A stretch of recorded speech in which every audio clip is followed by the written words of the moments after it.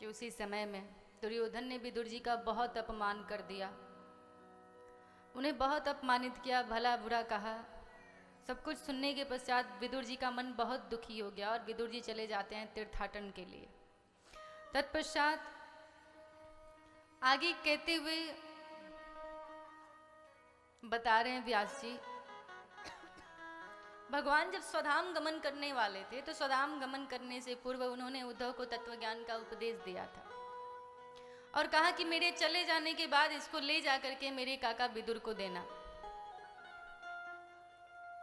उद्धव जी विदुर जी को ढूंढते हुए पहुंचते हैं विदुर जी के पास।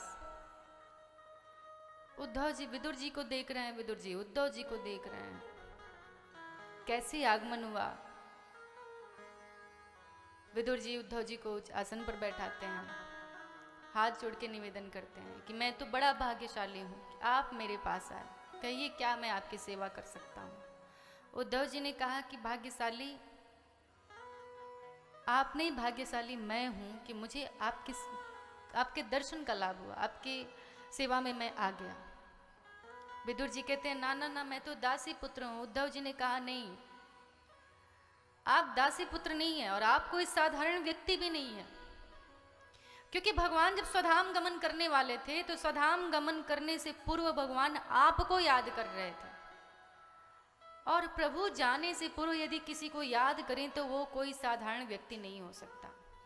आत्मनं च कुरु श्रेष्ठ कृष्णेन मनस्यक्षितम् ध्यायन गति भागवते रूरोद प्रेम विह्वला। विदुर जी आश्चर्यचकित होकर सुनने लगे, क्या प्रभु मुझे याद कर रहे थे? विदुर जी ने कहा हाँ। जब कोई धरा पर से जाता है, अंतिम समय किसी का होता है, तो अंतिम समय में मनुष्य किसको याद करता है? जो उसके हृदय के बड़ा निकट होता है उसको वो याद करता है। ये सोच करके विदुर जी बड़े आनंदित हो गए, मन ही मन बड़ा उन्हें हर्ष का अनुभव हुआ, आनंद के अश्रुधारा बहने लगी कि प्रभु जब थे तो मुझे पता नहीं था कि प्रभु मुझे इतना प्रेम करते हैं और प्रभु मुझे इतना लायक समझते हैं कि जाते समय उन्होंने मेरी चिंता की, मेरे विषय में उन्होंने सोचा। और उद्धव से प्रभु ने कहा कि विदुर को ये उपदेश देना।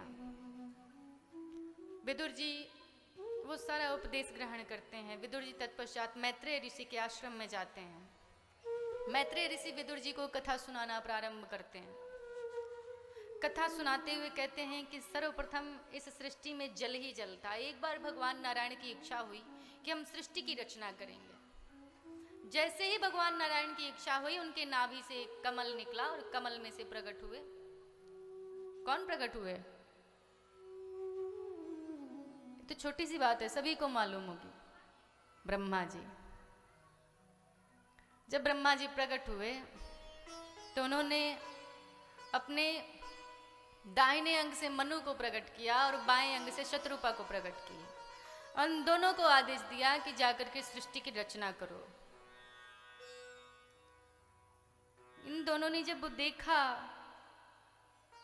तो कहीं इनके रहने का स्थान नहीं। वो ब्रह्मा जी से कहने लगे, ब्रह्मा जी भगवान से बोले कि प्रभु ये रहेंगे कहाँ? पृथ्वी तो कहीं दिखाई नहीं दे रही है, सिर्फ जल ही जल दिखाई दे रहा है।